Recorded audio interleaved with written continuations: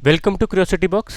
मेरा नाम है नीलेश श्रीवास्तव और आज के जो लेक्चर का टॉपिक है वो है स्विंग इक्वेशन। तो सबसे पहले मैं आपको ये बता देता हूँ कि स्विंग इक्वेशन होती क्या है। तो इसकी मैं डेफिनेशन लिख देता हूँ। इट इज़ एन इक्वेशन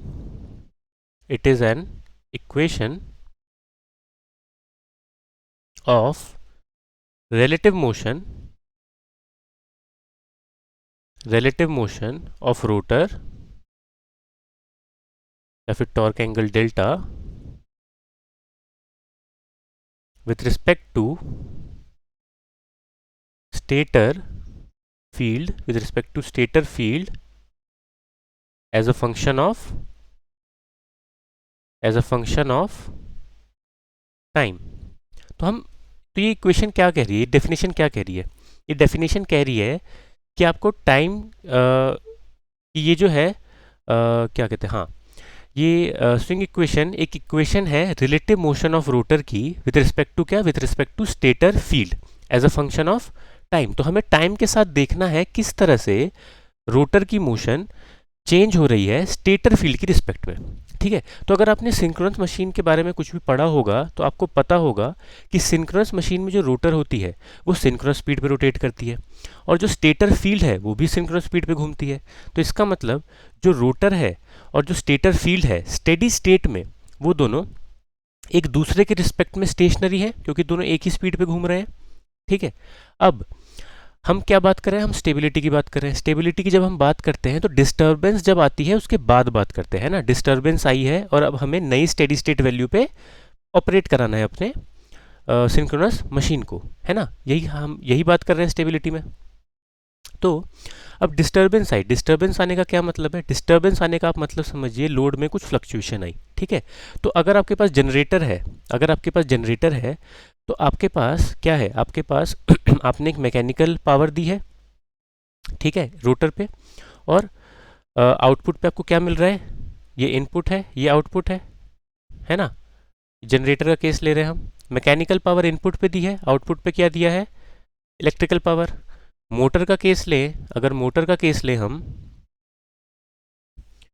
किसका केस लें? मोटर का केस लें, मोटर का केस लें तो इनपुट पे क्या आएगा और आउटपुट पे क्या आएगा? इनपुट पे आप इलेक्ट्रिकल पावर देते हैं और आउटपुट पे मैकेनिकल पावर आती है। ठीक है, तो जब मैं लोड की फ्लक्चुएशन की बात कर रहा हूँ यानी आउटपुट पावर में फ्लक्चुएशन आ रही है, तो अब क्या होता है, अब ऐसा मान लीजिए कि आउटपुट पावर एकदम से घट गई। ठीक है, आउटपुट पावर एकदम से घट गई या बढ़ गई, ठीक है, कुछ भी। अभी हम केस ले लेते हैं कि आउटपुट पावर एकदम से घट गई। अगर एकदम से घट गई तो P M less than P हो जाएगा, क्योंकि एकदम से रोटर में जो पावर आप दे रहे थे मैकेनिकल पावर एकदम से चेंज थोड़ी हो जाएगी। जो गवर्नर है आपके पास, गवर्नर एक्शन में कुछ टाइम लैग भी तो है, वो टाइम लैग भी तो कंसिडर करेंगे। तो एकदम से इनपुट चेंज नहीं हो जाएगा। इसी तरह से मोटर में क्या होगा, मोटर में मान लो जो आपने रोटर पे लोड लगाया था वो आपने घटा दिया, तो एकदम से इनपुट पे इलेक्ट्रिकल पावर चेंज तो नहीं हो जाएगी, है ना, वो चेंज आने में कुछ टाइम लगेगा, है ना। तो क्या हुआ, एक एक्सेलरेटिंग पावर आ गई, क्योंकि अब आपके पास जो मैकेनिकल पावर है वो ग्रेटर देन है इलेक्ट्रिकल पावर के, तो आपके पास एक एक्सेलरेटिंग पावर आ गई पी एम माइनस पीई। और मोटर के केस में एक्सेलरेटिंग पावर क्या हुई? PE minus P M. ये एक्सेलरेटिंग पावर क्यों है? अब अगर आपको ध्यान हो तो जनरेटर के केस में क्या होता है, जनरेटर के केस में रोटर घूमती है, ठीक है, आप रोटर पे एक टॉर्क लगा रहे हो, फिर क्या होता है, फिर उस मैकेनिकल एनर्जी को इलेक्ट्रिकल एनर्जी में कन्वर्ट किया जाता है जो वाइंडिंग के थ्रू करंट के फॉर्म में फ्लो करता है। ठीक है, तो वाइंडिंग के थ्रू जब करंट के फॉर्म में फ्लो करता है तो वो एक इलेक्ट्रोमैग्नेटिक टॉर्क डेवलप करता है जो रोटर के अगेंस्ट होता है ना। इलेक्ट्रिक मैग्नेटिक टॉर्क डेवलप करता है जो रोटर के अगेंस्ट होता है। अब रोटर पे टॉर्क लग रही है फिर भी वो उसी स्पीड पे घूम रहा होता है, एकदम सिंक्रोनस स्पीड पे घूम रहा होता है जिस स्पीड पे स्टेटर फील्ड होता है। क्यों? क्योंकि जो इलेक्ट्रोमैग्नेटिक टॉर्क होती है और जो मैकेनिकल टॉर्क आप प्रोवाइड कर रहे हो वो दोनों बैलेंस होती हैं। ठीक है, तो नेट टॉर्क कितनी हो जाती है रोटर पे? 0, इसलिए उस पर कोई एक्सेलरेशन नहीं होती। ठीक है, लेकिन अब क्या हुआ है, अब मैकेनिकल पावर ज़्यादा हो गई है और इलेक्ट्रिकल पावर कम। इसका मतलब है कि मैकेनिकल टॉर्क ज़्यादा हो गई है, मैंने यहाँ पे उल्टा लिख दिया है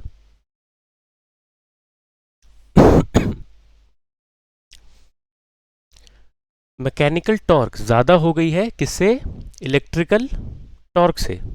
अब टॉर्क, अब नेट टॉर्क आ रहा है आपके पास, तो वो नेट टॉर्क क्या है? वो नेट टॉर्क है एक्सेलरेटिंग टॉर्क। और अगर एक्सेलरेटिंग टॉर्क डेवलप हुआ है, इसी तरह से अगर मैं एक्सेलरेटिंग टॉर्क यहाँ पे निकालूं तो वो क्या आएगा? T E minus T M. ठीक है, क्योंकि यहाँ पे आपने एकदम से लोड हटाया, एकदम से लोड हटाया, अभी एकदम से इनपुट पावर चेंज नहीं होगी, इनपुट पावर को चेंज होने में टाइम लगेगा थोड़ा, है ना, क्योंकि एकदम से लोड हटा है तो आपका मैकेनिकल लोड होगा वो भी घट जाएगा। ठीक है, तो वो घट गया तो आपके पास एक नेट टॉर्क आ गई। वो नेट टॉर्क क्या है? Accelerating torque. और ये एक्सेलरेटिंग टॉर्क क्या करती है? एक्सेलरेटिंग टॉर्क जो आपका रोटर होता है उसको एक्सेलरेट करती है। अब जो स्टेटर फील्ड है, स्टेटर फील्ड तो अभी भी सिंक्रोनस स्पीड पे ही घूमेगी। सिंक्रोनस स्पीड पे क्यों घूमेगी अभी भी? क्योंकि स्टेटर फील्ड डिपेंड करती है फ्रीक्वेंसी पे, जो आप सप्लाई दे रहे हो उसकी फ्रीक्वेंसी पे। अब हमने कहीं पे भी फ्रीक्वेंसी चेंज की नहीं, तो स्टेटर फील्ड कैसे चेंज होगी? स्टेटर फील्ड जिस रोटेशन पे घूम रही थी, जिस स्पीड से घूम रही थी, उसी स्पीड पे तो घूमेगी अभी भी स्टेटर फील्ड, है ना। तो स्टेटर फील्ड अभी भी सिंक्रोनस स्पीड से घूम रहा है, लेकिन जो रोटर है उसमें एक एक्सेलरेशन आ गई। ठीक है, अभी हमने क्या केस लिया था? हमने केस लिया था कि लोड हमने आउटपुट पावर घटा दी है, इसलिए एक्सेलरेशन आई। अगर हम आउटपुट पावर बढ़ा देते तो डीसेलरेशन आती। डीसेलरेशन के केस में क्या होता? रोटर डीसेलरेट करता। डीसेलरेशन में क्या होता? डीसेलरेशन में टॉर्क एंगल घट जाता। और एक्सेलरेशन में क्या होगा? एक्सेलरेशन में टॉर्क एंगल बढ़ जाएगा। वो बढ़ और घट कैसे जाएगा? मान लीजिए ये है आपकी स्टेटर फील्ड वाली एक्सिस, ठीक है, और ये है आपकी रोटर फील्ड वाली एक्सिस। ये है रोटर, मतलब रोटर की एक्सिस है। ठीक है, एक एक्सिस मान ली है जो रोटर से फिक्स्ड है। अभी स्टेडी स्टेट पे दोनों में डेल्टा एंगल होता। ठीक है, अब क्या हुआ है? अब एक डिस्टर्बेंस आई और आउटपुट पावर घट गई। आउटपुट पावर घट गई तो एक्सेलरेटिंग टॉर्क लगी। अब एक्सेलरेटिंग टॉर्क लग रही है, स्टेटर फील्ड तो अभी भी ओमेगा एस से घूम रहा है।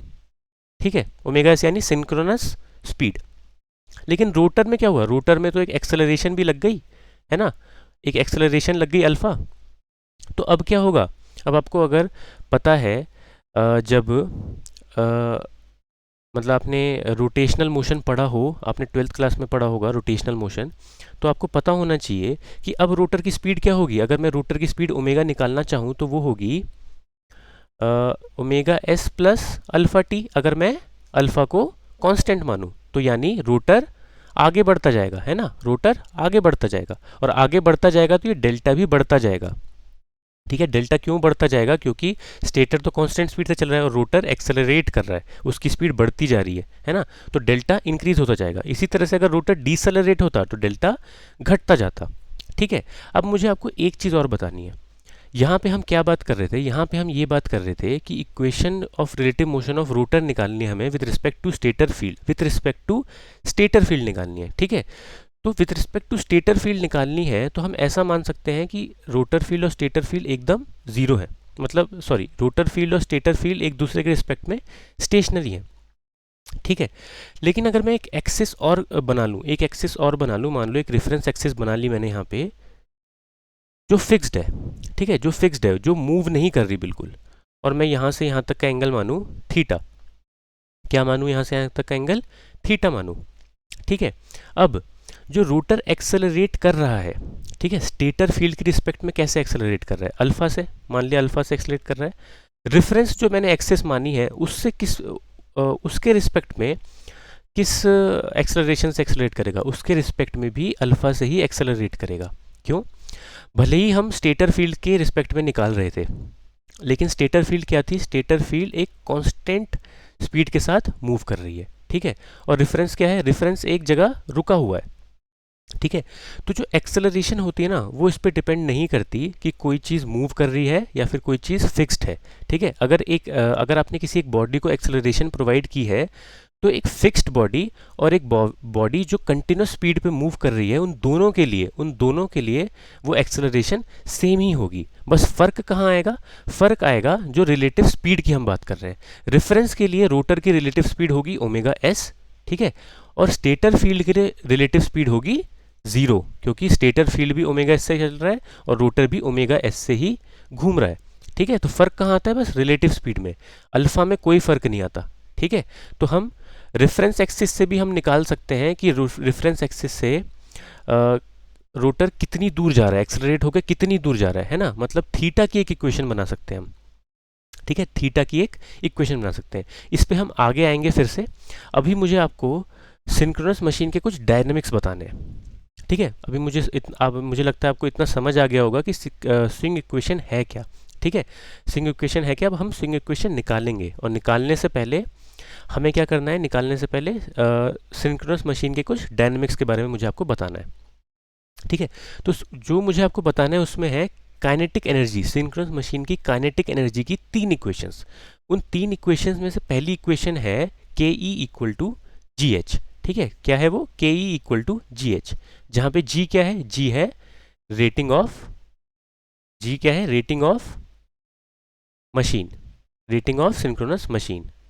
ठीक है, जी क्या है, rating of synchronous machine. H क्या है, एच है इनर्शिया कांस्टेंट, एच है इनर्शिया कांस्टेंट।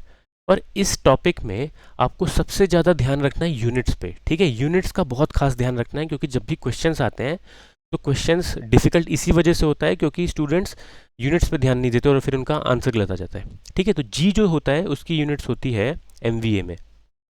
ठीक है, और जो एच है उसकी यूनिट होती है मेगा जूल्स पर एमवीए में। ठीक है, अब काइनेटिक एनर्जी की दूसरी इक्वेशन जो है वो है हाफ एम ओमेगा एस, जहाँ पे ओमेगा एस क्या है, ओमेगा एस है synchronous speed, synchronous speed of machine, synchronous speed of machine. ठीक है, synchronous speed of synchronous machine. और एम क्या है, एम है मोमेंट ऑफ इनर्शिया, एम क्या है, मोमेंट ऑफ इनर्शिया। और इसकी यूनिट्स क्या है, इसकी यूनिट्स है मेगा जूल सेकेंड पर electric radian, mega joule second पर इलेक्ट्रिक रेडियन। और सिंक्रोनस स्पीड जो मैंने लिखी उसकी यूनिट्स क्या है, उसकी यूनिट्स है इलेक्ट्रिकल रेडियन पर सेकेंड। ठीक है, अब काइनेटिक एनर्जी की जो तीसरी इक्वेशन है वो है हाफ जे ओमेगा एस एम का स्क्वायर। ठीक है, हाफ जे ओमेगा एस एम का स्क्वायर। तो ओमेगा एस एम क्या है, ओमेगा एस एम है synchronous speed, synchronous speed of machine in mechanical radian पर सेकेंड। ठीक है, ऊपर वाला इलेक्ट्रिकल रेडियन पर सेकेंड में था, ओमेगा एस क्या था, इलेक्ट्रिकल रेडियन पर सेकेंड, ये है मैकेनिकल रेडियन पर सेकेंड में। किसमें है, मैकेनिकल रेडियन पर सेकेंड में। ठीक है, जो जे है वो क्या है, वो है moment of inertia, moment of inertia. और इसकी यूनिट्स क्या है, इसकी यूनिट्स है केजी मीटर स्क्वायर। ठीक है, तो ये 3 इक्वेशन आपको याद रखनी है और ये सारी यूनिट्स आपको पता होनी चाहिए। ठीक है, अब हमारे पास जो क्वांटिटीज़ आई हैं उनके बीच में हम रिलेशन निकालने वाले हैं। सबसे पहले हम रिलेशन निकालने वाले हैं एम और जे के बीच में। ठीक है, तो हम किसकी मदद से निकालेंगे, काइनेटिक एनर्जी की इक्वेशन के हिसाब से। तो काइनेटिक एनर्जी की इक्वेशन थी हाफ जे ओमेगा एस एम का स्क्वायर इक्वल टू किसके बराबर कर सकता हूँ, हाफ एम ओमेगा एस के बराबर कर सकता हूँ। ठीक है, अब ओमेगा एस एम क्या है, ओमेगा एस एम है, ओमेगा एस एम है मैकेनिकल रेडियन। ठीक है, और ओमेगा एस क्या है, ओमेगा एस है इलेक्ट्रिकल रेडियन। ठीक है, तो अब देखो क्या होता है, अगर आपके पास मशीन है जिसमें 4 पोल है। ठीक है, मशीन है जिसमें 4 पोल है, तो 2 पोल के बीच में जो एंगल है उसको हम कहते हैं 180 इलेक्ट्रिकल डिग्रीज। हमेशा चाहे 2 पोल कहीं पे भी हो उसको हम कहते हैं 180 डिग्री इलेक्ट्रिकल। ठीक है, अब ये 4 पोल है ना, 4 पोल हैं, तो आप ये बताओ इन दोनों पोल के बीच में मैकेनिकल डिग्री कितनी होगी। पूरी टोटल डिग्री जो होगी वो होगी 360 डिग्री, 360 डिग्री होगा, है ना। अब क्योंकि 4 पोल हैं तो आप 4 से डिवाइड कर दो तो आएगा 90 डिग्री मैकेनिकल। तो 2 कंसेक्यूटिव पोल्स के बीच में क्या कितना मैकेनिकल डिग्री आया, 90 डिग्री मैकेनिकल। तो मैं लिख सकता हूँ 90 degree mechanical is equal to 180 degree electrical. ठीक है, अब मैं इसको जनरल बनाता हूँ। अब मैं मानता हूँ कि मेरे पास पी पोल्स थे, पी पोल्स थे, तो हमने 4 पोल के लिए कैसे निकाला था मैकेनिकल डिग्री, 2 पोल के बीच में हमने नंबर ऑफ पोल से डिवाइड कर दिया था। तो अगर पी पोल्स हैं तो 2 पोल के बीच में कितना डिग्री आएगा मैकेनिकल, 360 डिवाइड बाय पी। ठीक है, 360 डिवाइड बाय पी। अब ये किसके बराबर होगा, 2 पोल के बीच में कितना डिग्री इलेक्ट्रिकल होता है, 180 डिग्री इलेक्ट्रिकल।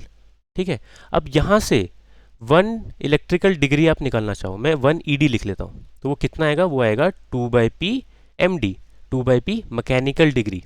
ठीक है, इसी हिसाब से अगर मैं इस डिग्री को रेडियन में कन्वर्ट कर दूंगा तो मेरे पास आएगा 1 इलेक्ट्रिकल रेडियन, मैं लिख देता हूँ उसे इलेक्ट्रिकल रेडियन, वो आएगा 2/p mechanical radian.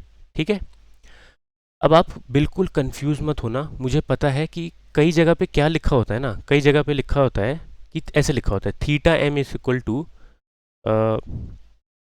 p/2 theta E. ठीक है, p/2 थीटा ई। एक सेकंड मुझे चेक करने दीजिए, सॉरी,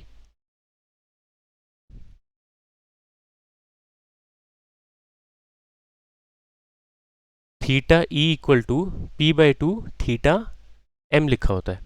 ठीक है, तो अब ये फॉर्मूला कई जगह कई बुक्स में आपको मिलेगा जो कहेगा कि आपको अगर इलेक्ट्रिकल डिग्रीज में कन्वर्ट करना हो तो इससे करो। ठीक है, अब इस फॉर्मूले को यूज़ करते वक्त में क्या ध्यान रखना होता है हमें, वो बहुत इंपॉर्टेंट है। अब देखो, आप कर रहे हो, आप यहाँ पे मैकेनिकल डिग्रीज डालोगे। ठीक है, अभी हमने क्या निकाला था, अगर 4 पोल हैं तो 90 degree mechanical, 80 degree 180 degree electrical के बराबर होगा। तो हम यहाँ पे P की वैल्यू 4 डालते हैं और देखते हैं। P की वैल्यू 4 डालूंगा तो 4/2 2 हो जाएगा, इंटू थीटा m करना है। ठीक है, इक्वल टू थीटा ई दूसरी साइड है, तो थीटा m की जगह मैं क्या डाल रहा हूँ, 90 डिग्री मैकेनिकल, 90 डिग्री मैकेनिकल डाल रहा हूँ। ठीक है, तो थीटा ई क्या आ गया, थीटा ई आ गया 180 डिग्री यहाँ पे। अब क्या है ना, इस वाली इक्वेशन में आपको यूनिट्स नहीं लिखनी है, इस वाली इक्वेशन में आपको यूनिट्स नहीं लिखनी है। ठीक है, ध्यान से सुनना, इस वाली इक्वेशन में यूनिट्स नहीं लिखनी है। अगर मैं यहाँ लिख दूंगा 90 डिग्री मैकेनिकल तो आ गया 180 डिग्री मैकेनिकल। ठीक है, जो कि गलत हो जाएगा। इस वाली इक्वेशन को यूज़ करते वक्त मुझे क्या ध्यान रखना है कि मेरा जो आंसर है ना वो आने वाला है, मेरा जो आंसर है वो आने वाला है इलेक्ट्रिकल डिग्रीज में या फिर इलेक्ट्रिकल रेडियंस में, अगर ये रेडियन में है तो। ठीक है, इलेक्ट्रिकल अभी मैंने डिग्री में लिखा है तो मैं डिग्री लिख लेता हूँ, 180 डिग्री इलेक्ट्रिकल। ठीक है, बस ये ध्यान रखना है। और जो मैं यहाँ पे लिख रहा हूँ ना, जो मैं यहाँ पे लिख रहा हूँ उसको समझो, वो मैं क्या कर रहा हूँ, मैं ये कर रहा हूँ, देखो 90 डिग्री आपको मैकेनिकल दिया है, 90 डिग्री मैकेनिकल दिया है। ठीक है, तो मैं क्या कर रहा हूँ, ये जो 1 डिग्री मैकेनिकल है ना, ये यूनिट है, जो यूनिट, ठीक है, यूनिट की जगह मुझे सब्स्टिट्यूशन करनी है। ठीक है, यूनिट की जगह सब्स्टिट्यूशन करनी है, तो मैं लिखूंगा 90 इंटू, अब 1 डिग्री मैकेनिकल कितना हो गया, 1 मैकेनिकल डिग्री हो गया p/2, p/2 है ना, यहाँ से 1 मैकेनिकल रेडियन या फिर 1 मैकेनिकल डिग्री होगा p/2 ईडी, तो वो कितना आ गया, अब p की जगह 4 डालो, 180 ईडी। ठीक है, तो इस इक्वेशन के हिसाब से आपको क्या करना है, इस इक्वेशन के हिसाब से आपको यूनिट को सब्स्टिट्यूट करना है। ठीक है, जहाँ पे भी 1 इलेक्ट्रिकल रेडियन होगा आप यहाँ वहाँ पे लिख दोगे 2/p मैकेनिकल रेडियन। ठीक है, और इसके हिसाब से आपको ये जो थीटा m है उसकी वैल्यू डालनी है। ठीक है, वैल्यू 90 डिग्री हम यहाँ पे डाल देंगे, मैकेनिकल नहीं लिखेंगे आगे। ठीक है, लास्ट में जो आंसर आएगा वो इलेक्ट्रिकल डिग्री में ही आएगा। ठीक है, तो बस ये ध्यान रखना है। बहुत कन्फ्यूजन होती है क्योंकि ऐसा लगता है कि इस इक्वेशन के हिसाब से तो 2/p आ रहा है और इस इक्वेशन के हिसाब से यहाँ पे p/2 का फैक्टर है। ठीक है, तो ये कन्फ्यूजन होती है, हम यही यूज़ कर रहे हैं क्योंकि मैं हर जगह यूनिट की जगह सब्स्टिट्यूशन करूँगा, ये वाली जो मैंने लिखी है। ठीक है, तो अभी मैंने क्या निकाला, 1 electrical radian is equal to 1 ED निकाला था मैंने, 1 ED equal to 2/p md, या फिर 1 1 सेकेंड 1 सेकेंड, मैंने क्या निकाला था, 1 ईडी निकाला था ना, हाँ 1 ईडी मैंने निकाला था, 1 ईडी मैंने निकाला था 2/p md, और 1 ER या फिर 1 ER मतलब है इलेक्ट्रिकल रेडियन, ये निकाला था 2/p मैकेनिकल रेडियन। ठीक है, हमारी इक्वेशन क्या थी, हाफ j ओमेगा SM का square equal to half m omega s।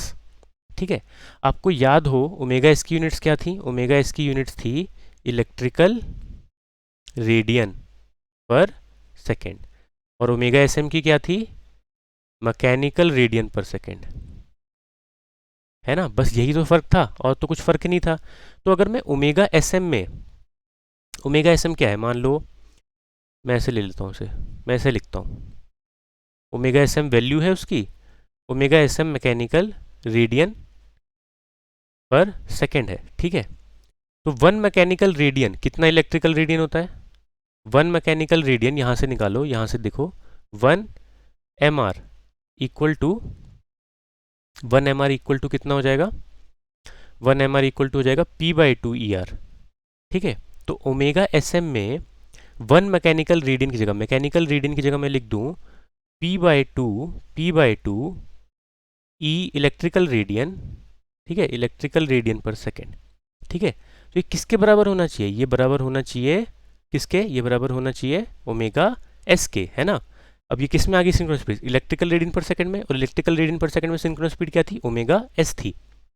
ठीक है, तो मैं ओमेगा SM की जगह अगर मैं सब्सटीट्यूशन करना चाहूँ तो मैं क्या करूँगा? ओमेगा SM की जगह सब्सटीट्यूशन करना चाहूँ तो मैं करूँगा omega S into 2/P, omega S into 2/P। तो अब मैं वो सब्सटीट्यूशन करता हूँ, देखता हूँ क्या आता है। तो मेरे पास आया हाफ J, ओमेगा SM की जगह सब्सटीट्यूशन करते हैं, तो सब्सटीट्यूशन करेंगे तो मेरे पास आएगा ओमेगा S 2/P का whole square equal to half M omega S। ठीक है, अब इस ब्रैकेट को ओपन करते हैं, मेरे पास आएगा हाफ J 2/P का स्क्वायर ओमेगा S का स्क्वायर, और इधर आया हाफ M ओमेगा S। अब दोनों तरफ से हाफ हटा सकता हूँ, एक ओमेगा S हट जाएगा, तो मेरे पास क्या बचा? मेरे पास बचा M क्या है?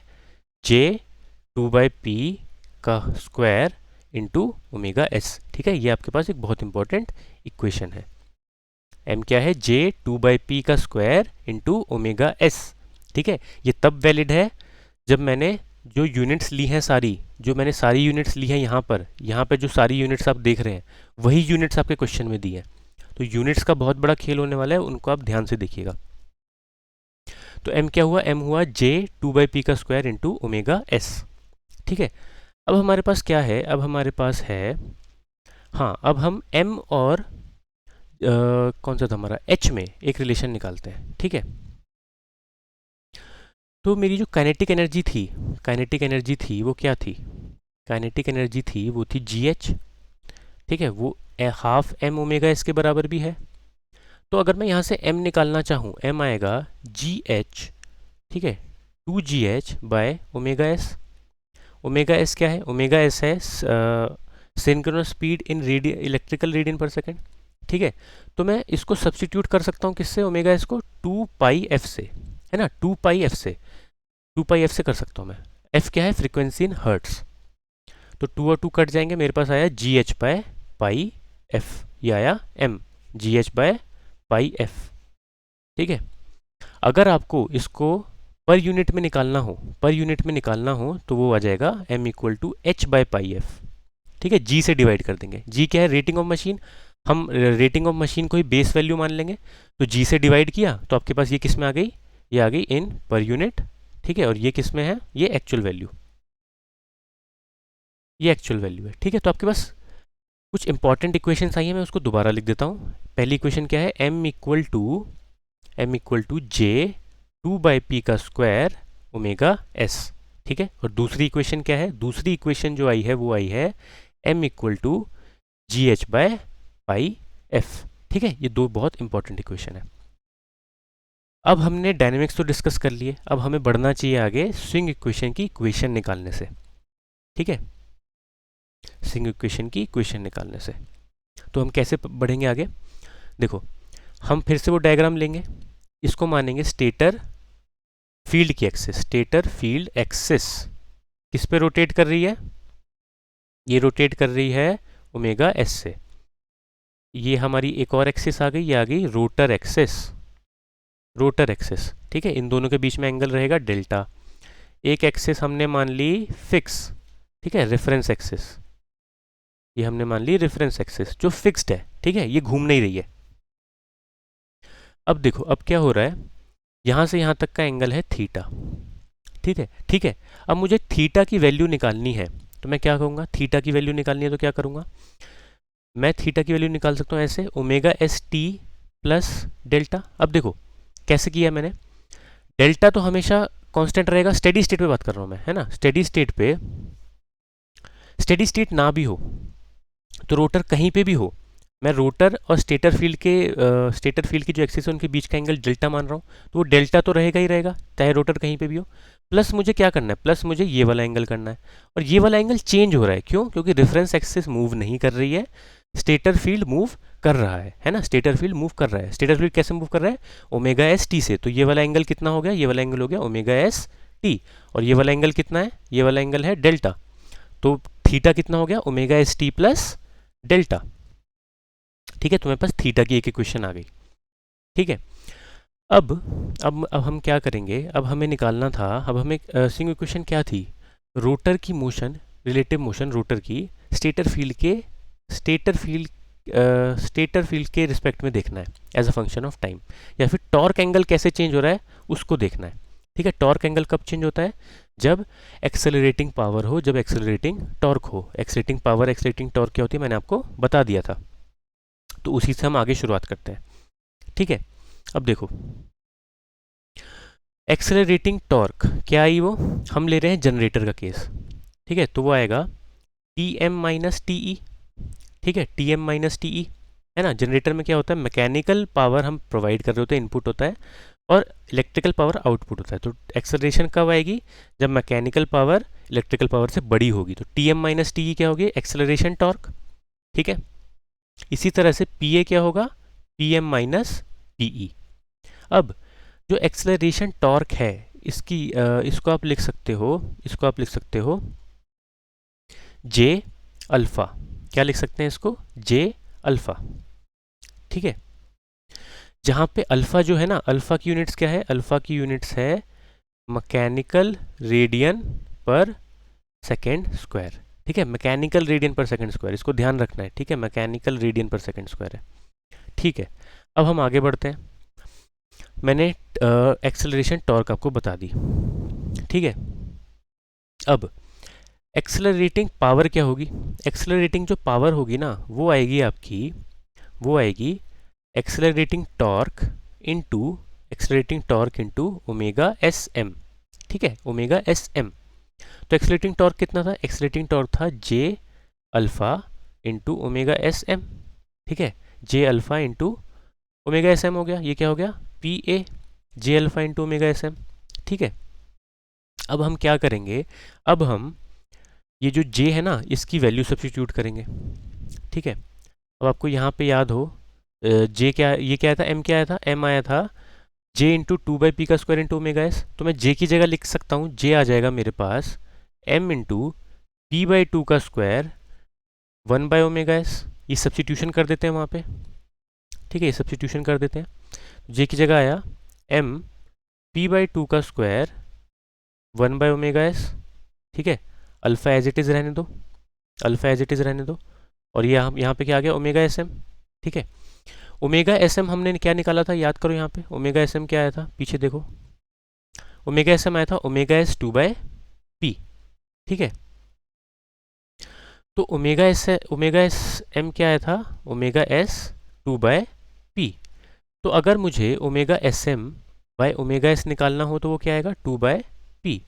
ठीक है, अब देखो ये क्या बना? एम पी बाई टू का स्क्वायर। ठीक है, alpha omega S M by omega S कितना हो गया? Two by P. Two by P, अब देखो एक टू कट जाएगा, ये पूरा एक स्क्वायर हट जाएगा, तो मेरे पास बना M P by two into alpha. Alpha की यूनिट्स किस में थी? मैकेनिकल रेडियन पर सेकंड में थी। ठीक है, मैकेनिकल रेडियन पर सेकंड में थी। अब देखो अल्फ़ा है, मैं लिख सकता हूँ अल्फ़ा मैकेनिकल रेडियन पर सेकंड स्क्वायर। एक मैकेनिकल रेडियन में कितने इलेक्ट्रिकल रेडियन होते हैं? देखो पीछे आओ, एक मैकेनिकल रेडियन में, एक और पीछे जाना पड़ेगा, एक मैकेनिकल रेडियन में, मैंने आगे लिखा है क्या? हाँ ये रहा, एक मैकेनिकल रेडियन में P by to electrical radian होते हैं। ठीक है, एक मैकेनिकल रेडियन में P by to electrical radian होते हैं।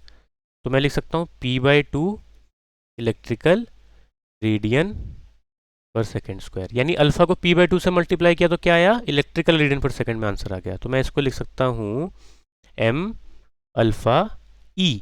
ठीक है, अल्फा ई क्या बोल रहा है? अल्फा ई बता रहा है कि इलेक्ट्रिकल रेडियन में है। ठीक है, इलेक्ट्रिकल रेडियन में है। या फिर मैं एक काम करता हूँ, मैंने जो ये अल्फा लिया था इसको एम मान लेता हूँ मैकेनिकल के लिए। ठीक है, ये एम मान लेता हूँ, ये m मान लेता हूँ। तो अल्फ़ा m को p/2 से मल्टीप्लाई करेंगे तो किस में आ जाएगा, इलेक्ट्रिकल रेडियन में। तो मेरे पास क्या आया यहाँ पे, मेरे पास आया pa, क्या आया, pa आया m अल्फ़ा, जहाँ पे अब अल्फ़ा क्या है मैं नेक्स्ट स्लाइड में लिखता हूँ। मेरे पास pa आया m अल्फ़ा, जहाँ पे अल्फ़ा अब किस में है, इलेक्ट्रिकल रेडियन पर सेकेंड स्क्वायर। तो बहुत ध्यान रखना है, अगर आपके पास J दिया हुआ है, ठीक है, तो अल्फ़ा किस में लोगे, मैकेनिकल रेडियन पर सेकेंड स्क्वायर में। अगर आपके पास m दिया हुआ है तो अल्फ़ा किस में लोगे, इलेक्ट्रिकल रेडियन पर सेकेंड स्क्वायर में। ठीक है, बहुत ध्यान रखना है इस चीज़ का। ठीक है, तो अब हमारे पास pa की इक्वेशन आ गई। ठीक है, अब देखो, अब हम अल्फ़ा की वैल्यू निकालेंगे। ठीक है, अल्फ़ा की वैल्यू कैसे निकालेंगे, हमने एक इक्वेशन लिखी थी, याद हो तो, theta equal to omega S T plus delta, है ना। अब मैं इसको डिफ्रेंशिएट करता हूँ, D theta by D T कितना आएगा, omega S plus D delta by D T, क्योंकि डेल्टा चेंज हो रहा है ना, क्योंकि रोटर एक्सेलरेट कर रहा है। D two theta by D T एक और बार डिफ्रेंशिएट किया तो ये आया D two delta by D T two. ठीक है, और यही तो अल्फ़ा होगा, मैंने आपको पहले ही बताया था कि जो रेफरेंस एक्सिस है उसके रिस्पेक्ट में भी अल्फ़ा सेम होगा, और जो स्टेटर एक्सिस है, जो स्टेटर फील्ड वाली एक्सिस है, उसके रिस्पेक्ट में भी अल्फ़ा सेम होगा। क्यों था, मैंने आपको बता दिया है। ठीक है, और हमारी इक्वेशन से भी यही आ गया। अगर मैं एक ऐसी चीज़ जो क्या डिनोट करती है, जो रेडियंस डिनोट कर रही है, रोटेशनल में क्या होता है, रोटेशनल में डिस्टेंस का एनालॉगस क्या होता है, रोटेशनल में, ठीक है, डिस्टेंस का एनालॉगस होता है रेडियंस, है ना। जो रेडियंस में वो डिस्टेंस कवर करता है ना।